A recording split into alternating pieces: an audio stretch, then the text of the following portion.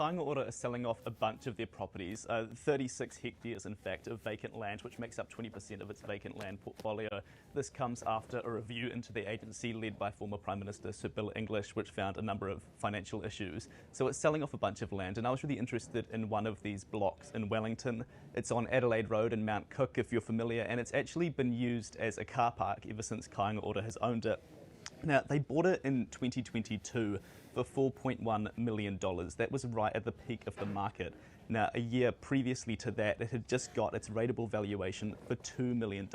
So they paid more than $2 million over RV, with plans to build 25 to 40 new social housing units on the site. It's sat empty. There's been no building, no plans. They've all fallen through for the site. And now it's announced it's looking to sell it.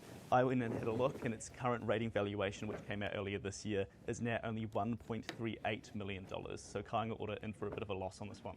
Yeah, I mean, obviously RVs and CVs and sale prices are different things, but I mean, by anyone's measure, the value is going to have dropped. Do we know whether there's much interest in these properties, Ethan? Yeah, well, Kāinga Ora haven't listed them yet. They're going to over the next 12 to 18 months. And it's an interesting point Kāinga Ora made, you know, we shouldn't take this as market value. They said that RVs couldn't be taken as accurate. They're just a tool used by councils to establish rates, but it does give some indication of sort of that swing that the Wellington market especially has made.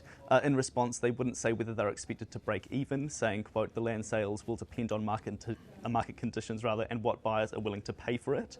I spoke to Cotality, formerly known as CoreLogic, their head of research, Nick Goodall, and he says there should be good demand for it. He says, you know, there's still a lot of demand for residential property in Wellington, and Wellington needs more residential property, but says it is disappointing to see that this development isn't going ahead.